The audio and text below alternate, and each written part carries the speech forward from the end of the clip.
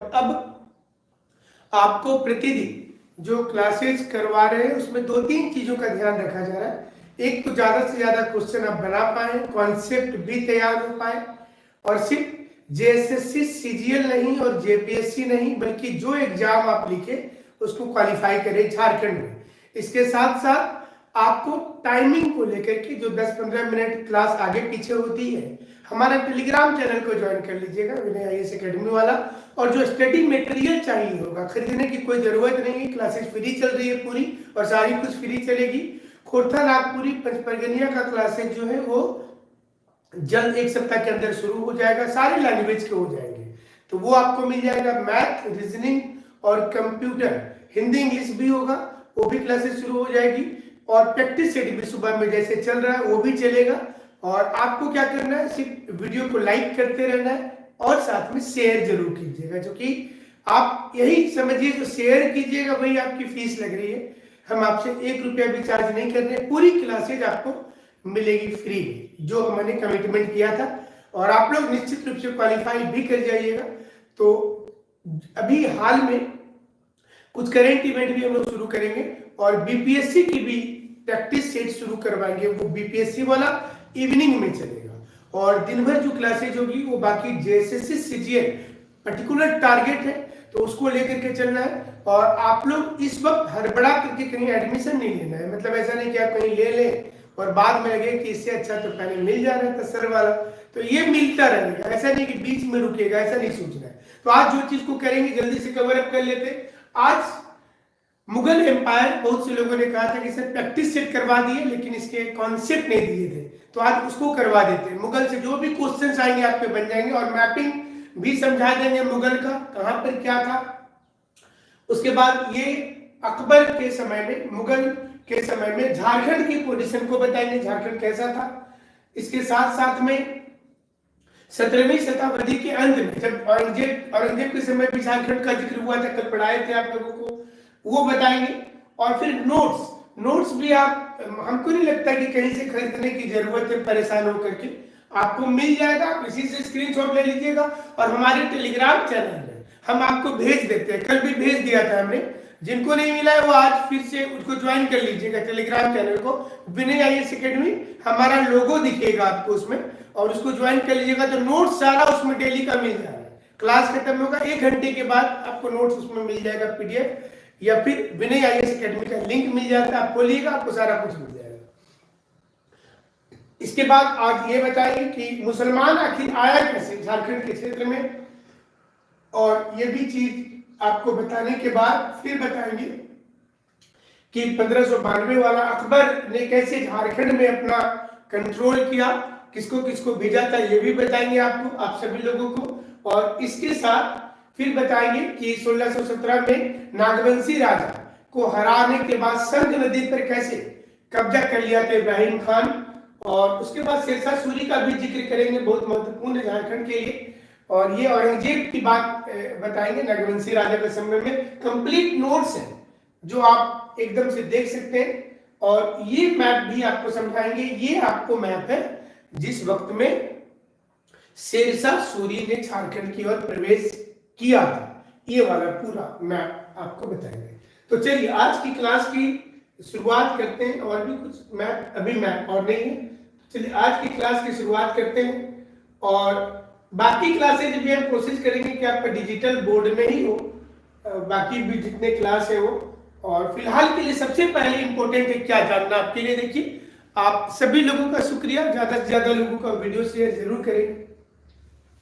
पहले तो ये समझा देते हैं कि झारखंड में जो झारखंड का इतिहास हम लोग पढ़ रहे हैं और ये मुगल काल पढ़ रहे हैं, मतलब पहले हम लोगों ने एंशिएंट पढ़ लिया इसका मतलब हुआ, और दिल्ली सल्तनत के समय झारखंड की पोजीशन पढ़ ली थी। उस वक्त में कौन कौन से इलाके में, जैसे आपने पढ़ा था ना गौड़ वंश, तो देखिए ये वाला क्षेत्र गौड़ वंश का, इसलिए आप झारखंड में गौड़ वंश का शशांक का जिक्र हुआ था। गौड़ वंश के शशांक का जिक्र थोड़ा सा छोटा नजर आएगा मैप में, तो आप थोड़ा इसमें कॉपरेट क्या करेंगे, आप कॉपरेट ये करेंगे, थोड़ा हम इसको बड़ा करके देखते हैं, अगर आपको दिख पाएगा तो अच्छी बात होगी, लेकिन भारत बहुत चौड़ा हो जाएगा फिर। थोड़ा दिख पा रहा होगा अभी, और कलर कर देते हैं ब्लैक ताकि आपको आसानी हो। ये है गौड़ वंश, ये वाला, और झारखंड में से इसका जिक्र हुआ था। देखिए बंगाल और बिहार, उस समय में बिहार था, तो ये जो नीचे वाला पोर्शन दिख रहा है आपको, ये वाला, ये उड़ीसा है। तो आप अक्सर जिक्र सुनते होंगे, तो इसको थोड़ा सा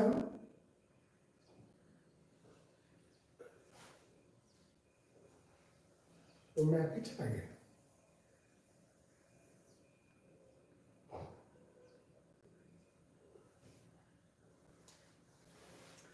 ये इस मैप को ले आते हैं, वो उतना हमको टेक्नोलॉजी की जानकारी नहीं है।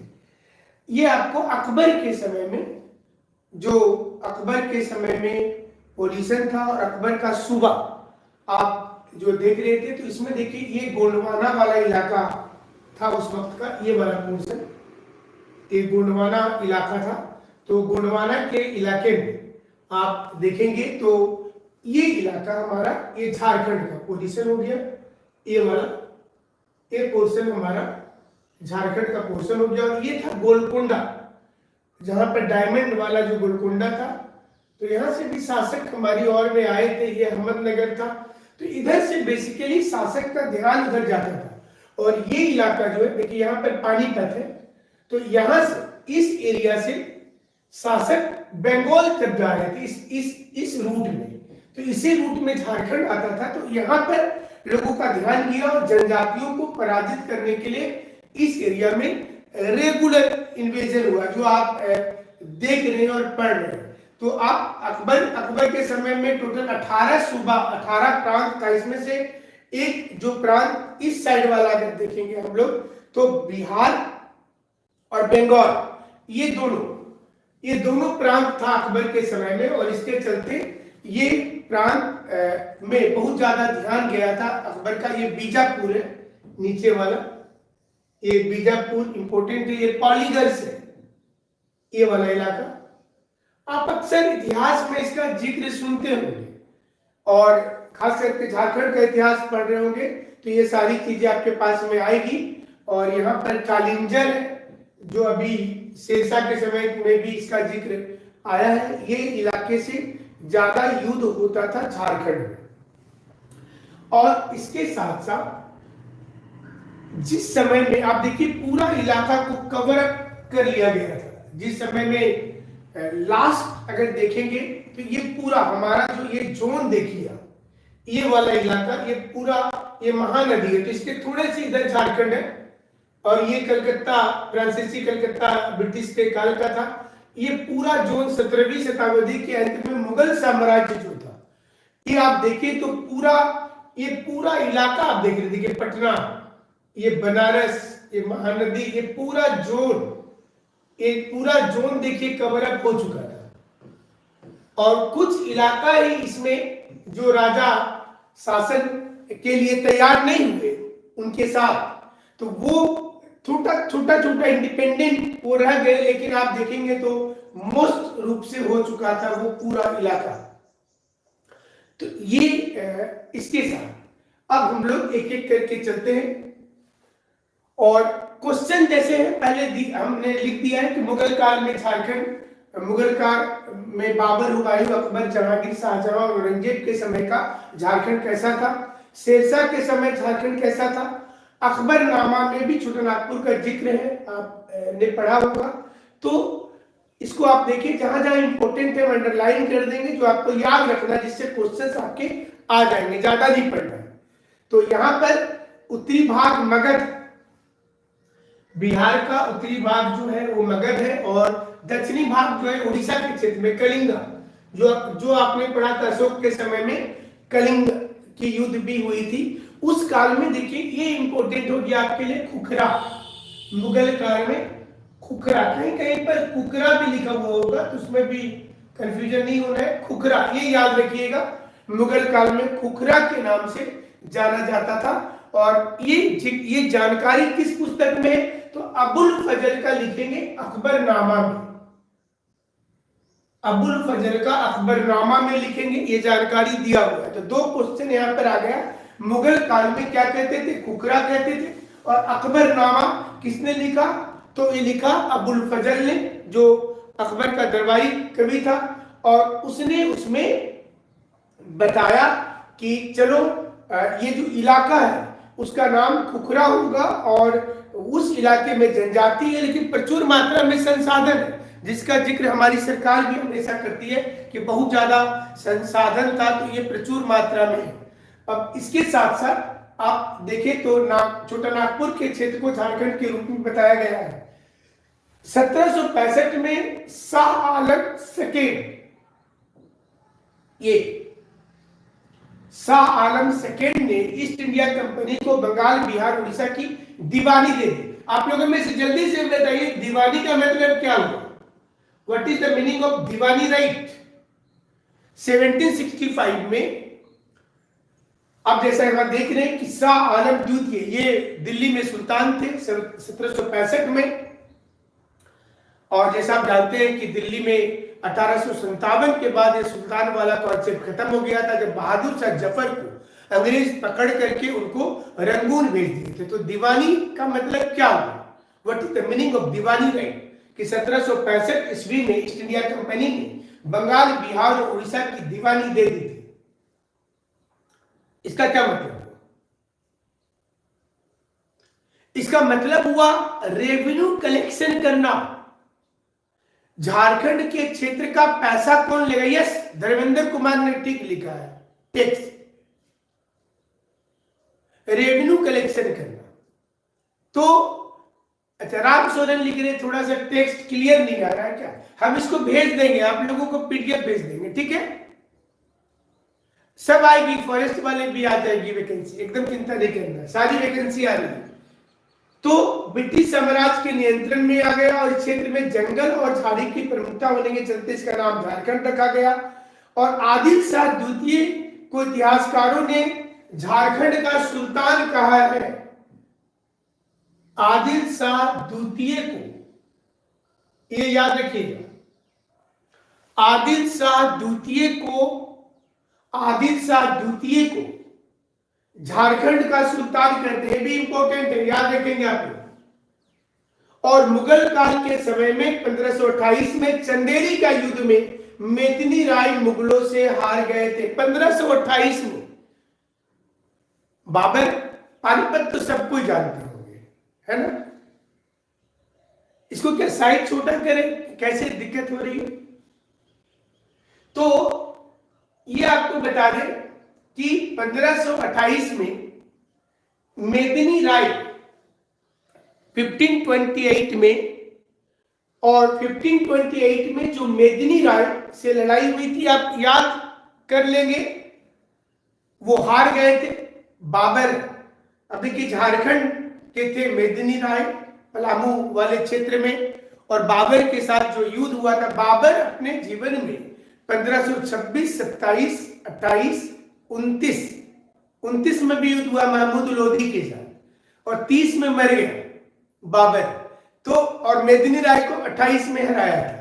तो झारखंड में बाबर के समय से ही आप इन्फ्लुएंस मान लीजिए, उस वक्त में आप मान लीजिए कि झारखंड में बाबर के समय से ही, अभी वीडियो नहीं आ रही क्लियर क्या? अभी आ रही है कि नहीं? जल्दी से बताइए, चलिए थोड़ी देर रुक जाते, वीडियो क्लियर नहीं है इस वक्त? वीडियो क्लियर आ रहा है या नहीं आ रहा है? लेटर में थोड़ा प्रॉब्लम हो रहा होगा, हमको लगता है। आ रहा है?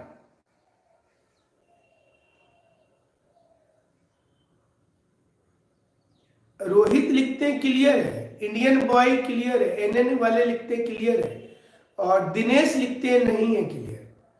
तो और लोगों बताइए, इतने लोग जुड़े हुए हैं तो। राम सोरेन लिखते हैं क्लियर नहीं हो रहा है, मतलब पिक्चर में प्रॉब्लम हो रहा है। सरिता पवन भी लिखते हैं नहीं,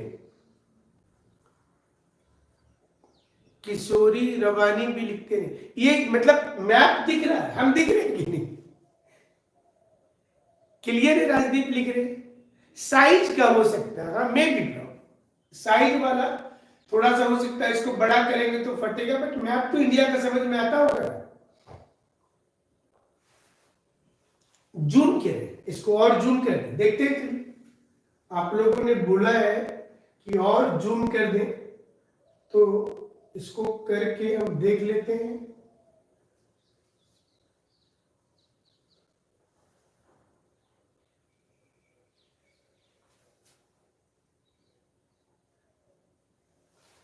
अभी आ रहा है इस वक्त?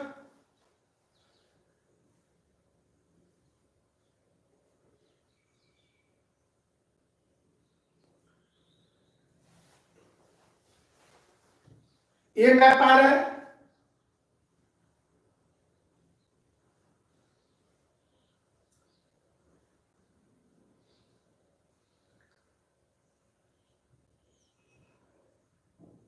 अच्छा, आप लोग का क्वालिटी देख लीजिए थोड़ा सा, अगर नहीं तो फिर टाइम तो ऐसे चला जाएगा ना।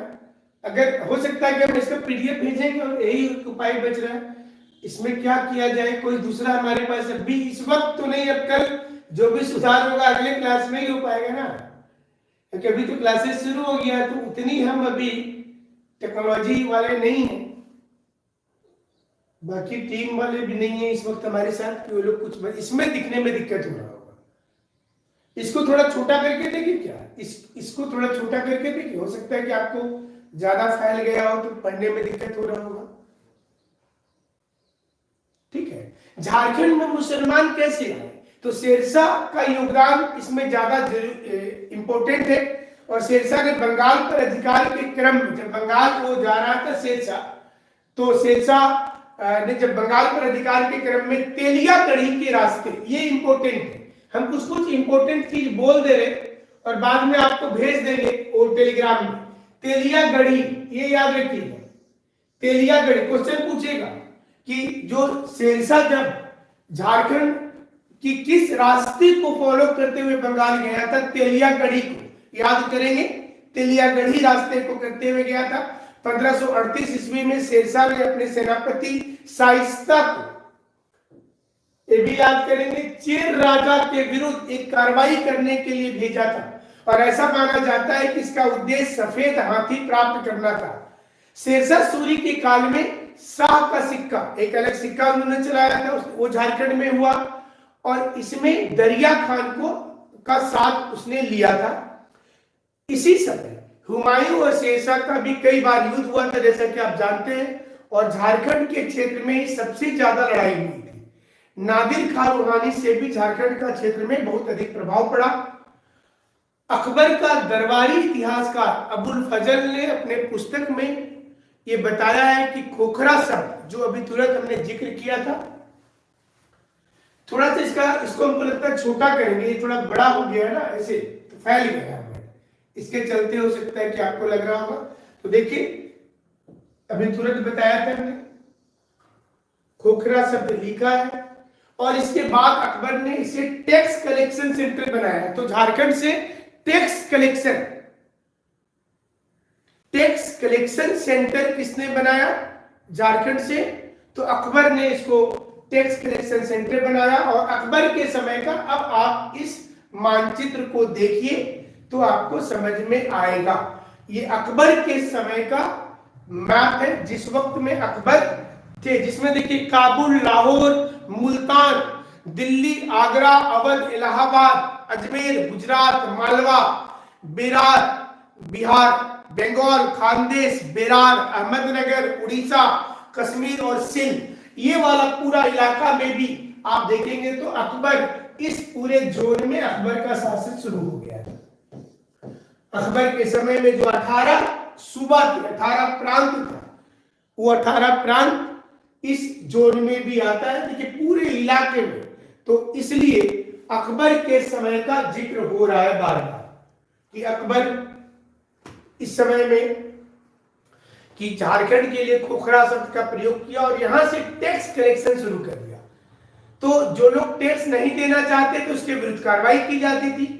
और यही कारण था कि शहबाज खान को 1550 ईस्वी के आसपास नागवंशी शासक मधुकर शाह के विरुद्ध विजय प्राप्त करने के लिए सेना भेजा। तो यहाँ दो चीज इंपॉर्टेंट हो गया, एक तो आप याद रखेंगे कि इस कार्रवाई में एक चीज याद रखना है, शहबाज खान नेतृत्व करता थे और उसके साथ साथ मधुकर शाह के विरुद्ध, मधुकर शाह वहां के राजा थे झारखंड में, और ये दोनों का नाम याद रखेंगे। मधुकर शाह के समय में शाहनवाज खान को भेजा गया था युद्ध करने के लिए, तो ये इंपॉर्टेंट है आपका। और जब भी समस्या हो तो आप एक बार मैप से मदद लेंगे, तो थोड़ा सा हम यहाँ पर शेरशाह सूरी के मैप पर भी आना चाहेंगे, ताकि ये अभी जिक्र हो रहा है तो थोड़ा इसको हम ऐसे मूव कर देते हैं, इस साइड कर देते हैं ना।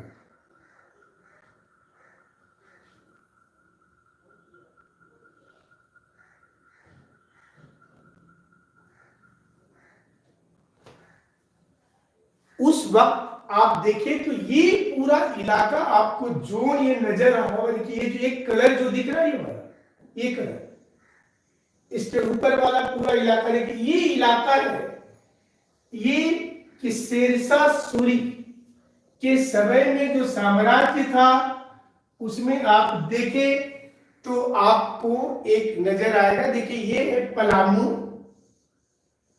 झारखंड वाला इलाका, और इसलिए यहां शेरशाह के समय देखिए इन्फ्लुएंस कि उस इलाके में हुआ, जो आपको बता रहे थे कि सारे की देखिए सारे लोग यहाँ क्यों क्या कर रहे थे। तो ये जो इलाका दिख रहा है, देखिए बंगाल जाने के लिए इस रूट को फॉलो किया गया था, जो तेलियागढ़ी वाला इलाका बता रहे थे, तो उस इलाके को फॉलो किया गया था। और इसी इलाके में आप पढ़ते होंगे इतिहास पढ़ते समय, देखिए चौसा, जो चौसा की लड़ाई हुई थी, ये चौसा है, ये वाला पॉइंट, ये पॉइंट चौसा है, चौसा की लड़ाई हुई थी। ये कालिंजर आपका जिक्र होता है कालिंजर का, ये वाला इलाका कालिंजर है, ये पलामू है। तो ये चौर और गौड़ वंश जो बार बार आता है, गौड़ वंश यहाँ पर थे, गौड़ वंश। तो इस इलाके में, और इस इलाके में ज्यादा ध्यान गया पूरे राजा का। और ये द्वाब क्षेत्र, मतलब दो नदी के बीच का जो एरिया होता है द्वाब कहा जाता है, DOAB। Doab is the region between two river, दो नदी के बीच के एरिया को बोलते। और वो जो दो नदी का बीच होता है फर्टाइल होता है, तो जितने भी इस एरिया में आप नदी की नाम सुने होंगे ना, गंगा यमुना, इस एरिया में कितनी नदी है, गंडक है, कोसी उधर बिहार साइड से तो नदी ही नदी है, तो दो नदी के बीच का एरिया। तो सारे राजा का ध्यान होता था कि एग्रीकल्चर टैक्स लेना है उनसे। और जब झारखंड वाले इलाके में आए तो यहां पर देखा उन्होंने कि यहां तो मिनरल्स भी काफी है, तो रोड बनाने के लिए गिट्टी और बाकी चीजें भी यहीं से मिल रही है, जीटी रोड का जो निर्माण हो गया। और ये चीजें झारखंड के ऊपर राजा का नजर गया, और इसके बाद ही यहां के लोकल राजा से रेगुलर लड़ाई शुरू हो गई। तो चलिए आगे बढ़ते, ये शेरशाह का साम्राज्य के बाद आगे बढ़ते, और इसको देखिए कि अकबर के समय में 1592 ईस्वी में अकबर के राज के प्रतिनिधि मानसिंह ने झारखंड के राजमहल क्षेत्र को बिहार और बंगाल की राजधानी भी बना दिया था, राजमहल एरिया को।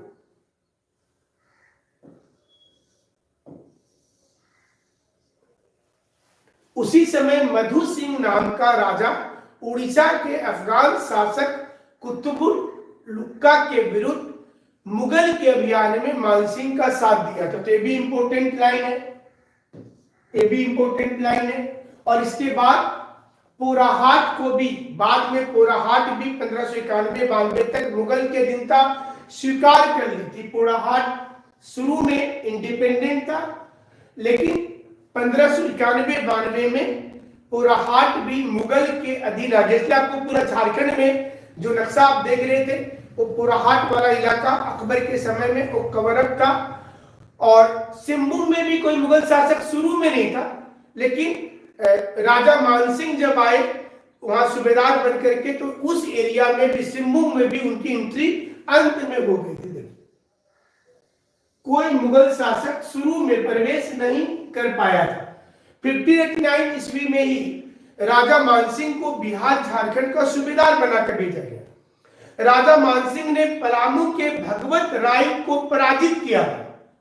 तो ये क्वेश्चन भी आएगा, राजा मानसिंह ने पलामू के भगवत राय को पराजित किया था, और अकबर को 54 हाथी दिया गया था उस वक्त।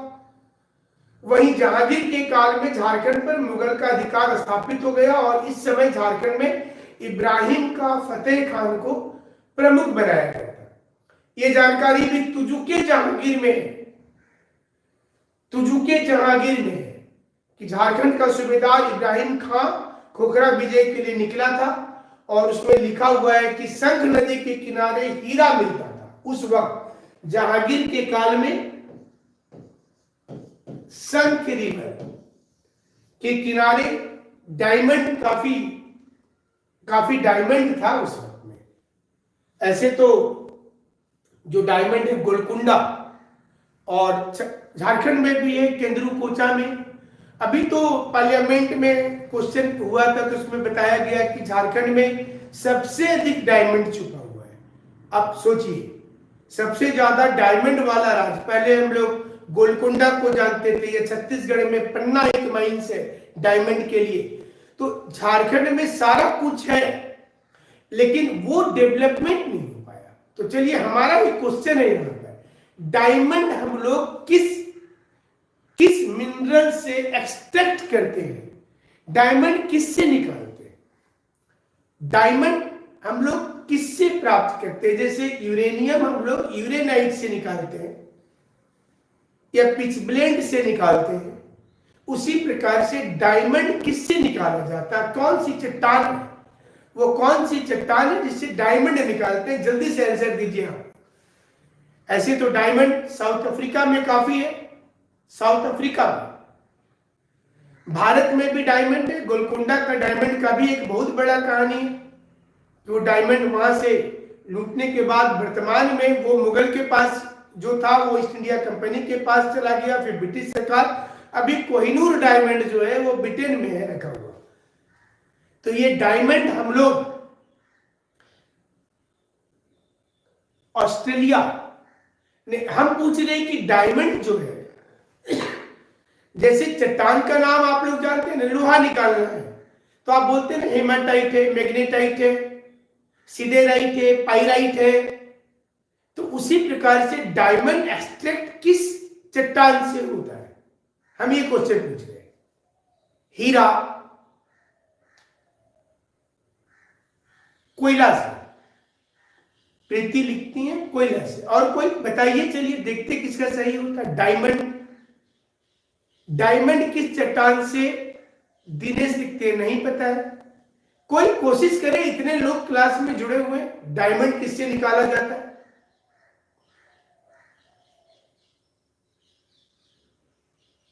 हेमाटाइट से तो लोहा निकलता है, एनन। हेमाटाइट से लोहा, लाल वाला लोहा जो होता है ना, लाल वाला, नोआमुंडी वाला एरिया में जाइएगा, नोआमुंडी, गुआ, जामदा, बड़मेल माइन से, पूरा लाइन से। कार्बन ने, कार्बन भी सही नहीं है। Diamond is extracted from, diamond का और क्या है? डायमंड का और क्या है? नहीं पता किसी को? डायमंड का और है किम्बरलाइट। लिख ले, एक लिख देते, साइड लिख दे, किम्बरलाइट।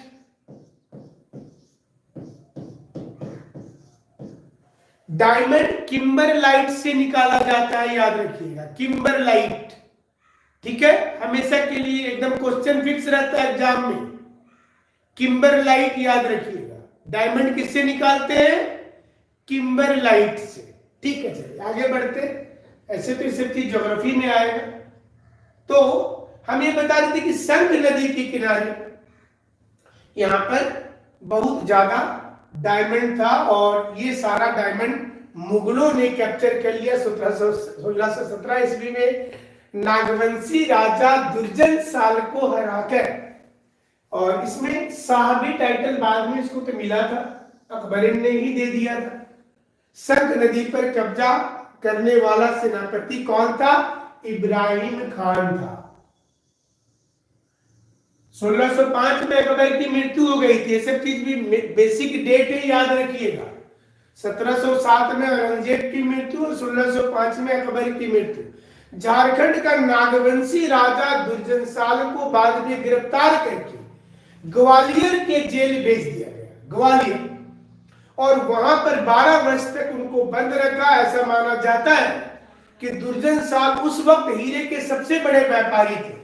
इसी कारण से जहांगीर ने बाद में दुर्जनशाल को शाह की उपाधि भी दी थी। देखिए, दुर्जनशाल को जहांगीर ने, किसने दिया था? जहांगीर ने शाह की उपाधि दी थी, शाह की। जहांगीर के समय अनंत राय और सबल राय, कल ये क्वेश्चन दिए थे आप लोगों को और बाद में उसका उत्तर हमने बदला था और हमको लगता है कि सबल राय ही सही उत्तर था। आपने प्रताप राय सारे लोग बोल रहे थे, कल एक क्वेश्चन था। तो अनंत राय और सबल राय चेर वंश के राजा थे। ऐसा माना जाता है कि सबल राय को हराने के बाद दिल्ली में शेर के साथ लड़वा करके, उस वक्त में शेर के साथ इनको लड़ा के, पिक्चर में देखते थे ना सन्नी देओल और धर्मेंद्र का मूवी देखे होंगे, शेर के साथ लड़ाता था। लेकिन उस वक्त में भी ये कॉन्सेप्ट रहा होगा। बाबर भारत में आया नहीं था कि शासन करेंगे, उसको बुलाया गया था। तो 1526 में जब बाबर आया तो वो पानीपत में उस वक्त में इब्राहिम लोदी की बहुत बड़ी सेना को हरा दिया। तो राणा सांगा, राणा संग्राम सिंह को लगा कि हराने के बाद ये वापस चला जाएगा, लेकिन बाबर बोला कि हमको भारत पसंद है और हम यहां रहेंगे। तो राणा सांगा से उसका युद्ध हुआ और राणा सांगा से जब उसका युद्ध हुआ तो राणा सांगा ने उसको बुलाया था, इनवाइट किया था। तो राणा सांगा को पकड़ने के बाद 1527 ईस्वी में बाबर ने पागल हाथी से कुचलवा दिया था उसको, पागल हाथी से। उस समय के राजा काफी क्रूर होते थे। फतेहपुर अगर जाएंगे आप लोग कभी, फतेहपुर सिकरी का बुलंद दरवाजा देखने, जो बाद में अकबर ने बनाया था, उसके बगल में खनवा का एक मैदान है। ठीक फतेहपुर सिकरी का फोर्ट है, किला है, और उसके ठीक बगल में खनवा का ग्राउंड है। उसी खनवा की लड़ाई में 1527 में राणा संग्राम सिंह को पकड़ लिया गया, राणा सांगा को, और पकड़ने के बाद उसको पागल हाथी से कुचलवा दिया गया था। और जैसे आप जानते हैं कि 28 में बाबर का ध्यान झारखंड की ओर आ गया और यहाँ पर मेदिनी राय को हरा दिया, और इसके बाद 29 में महमूद लोदी को हरा दिया। 30 में हालांकि बाबर की मृत्यु हो गई। उसी प्रकार से दुर्जनशाल के बारे में आपने जाना, और अनंत राय और सबल राय के बारे में कि इनको पकड़ने के बाद, सबल राय को हराने के बाद दिल्ली में शेर के साथ लड़वा करके, आप अंदाजा कर लीजिए कि शेर के साथ लड़वा करके उसको मार डाला गया। उसके कुछ दिनों के बाद शाहजहां का दूसरा बेटा शाह बंगाल का सूबेदार बना और उसने भी राजमहल को अपनी राजधानी बनाई। देखिए, बंगाल में का जब सूबेदार बना शाहजहां का दूसरा बेटा, तो राजमहल को अपनी राजधानी बनाई। शाहजहां ने शाइस्ता खां को झारखंड पर आक्रमण करने के लिए भेजा। सारे क्वेश्चन है मुगल काल के। शाहजहां ने शाइस्ता खां को भेजा झारखंड पर आक्रमण करने के लिए, और यह भी बोला कि पलामू को किसी भी प्रकार से हमको जीतना है, एन केन प्रकारेण। आजकल जो गेमिंग में बहुत से वर्क होते हैं ना, वैसे वर्क उनको दिया जाता है। तो शाइस्ता खां शाहजहां का सूबेदार था, इसलिए 1642 में शाइस्ता खां ने पलामू पर आक्रमण कर दिया और राजा प्रताप राय से 80,000 रुपया टैक्स लिया। बाद में एक संधि हुआ और जिसमें मनसबदारी जो था कि वो चेर राजा को मुगल ने दे दिया। मनसबदारी मतलब रेवेन्यू प्राप्त करने का उनको अधिकार दे दिया। अब औरंगजेब के समय में अगर देखते हैं, जो औरंगजेब वाला हम लोग नक्शा देख रहे थे शुरू में, उस समय में रघुनाथ शाह थे, लेकिन चेर राजा मेदिनी राय को उस समय सन्यासी कहा जाता था। इनके काल को ही झारखंड का स्वर्ण काल भी कहते हैं। इसी समय मेदिनी राय ने दौसिया पर आक्रमण कर दिया था और छोटानागपुर का दरवाजा को ले जाकर पलामू में रख दिया था। अभी भी पलामू में दरवाजा है, पलामू में एंट्री द्वार के तौर पर इसको रखा गया। तब छोटा नागपुर बनाम पलामू की लड़ाई जो हुई थी उसमें, और औरंगजेब ने दाऊद खान को पलामू पर आक्रमण करने के लिए भेजा था। और वहां औरंगा नदी के पास मुगल और चेर वंश के राजा में लड़ाई हुआ। उस समय औरंगजेब ने पलामू का फौजदार मनकली खान को बना दिया था। कुछ नाम है, बार बार अगर आप इसको पढ़ेंगे देखेंगे तो याद हो जाएगा आपको। उस समय रामगढ़ में राजा दलेल सिंह थे, और रामगढ़ के राजा ने अपनी राजधानी बादाम से हटाकर रामगढ़ को ही खुद कर दिया था। फिर औरंगजेब की मृत्यु हो गई 1707 में, और धीरे धीरे मेदिनी राय दाऊद खान से हार गया तो वह सरगुजा भाग गया था। फिर बाद में पलामू लौट कर आया और अपना खोया हुआ साम्राज्य को वापस ले लिया। ये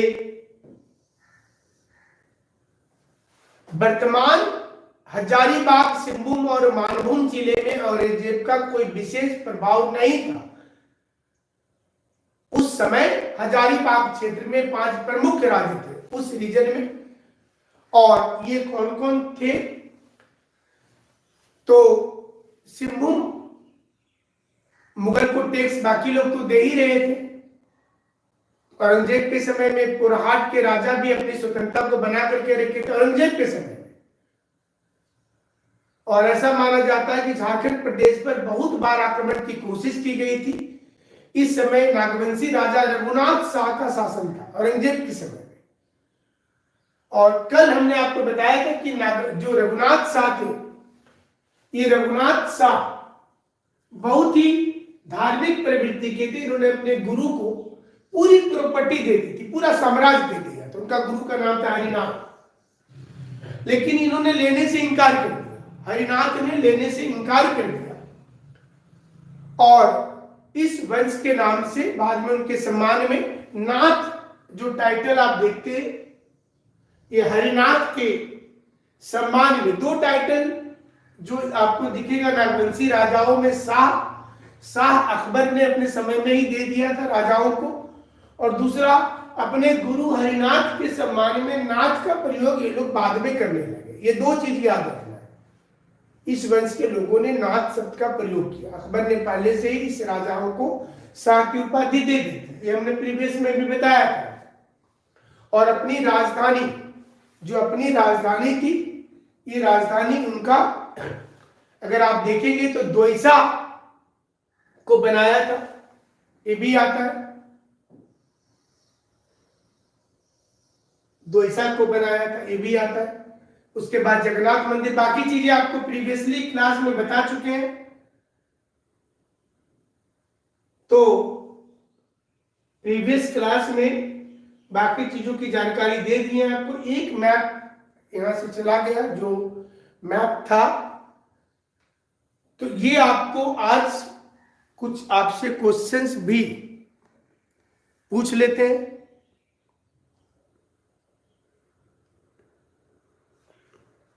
आसान सा कुछ प्रश्न पूछ लेते हैं।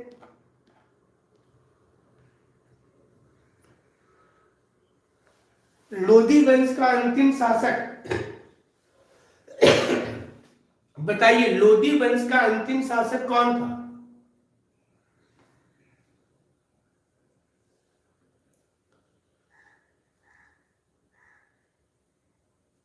लोधी वंश का लास्ट रूलर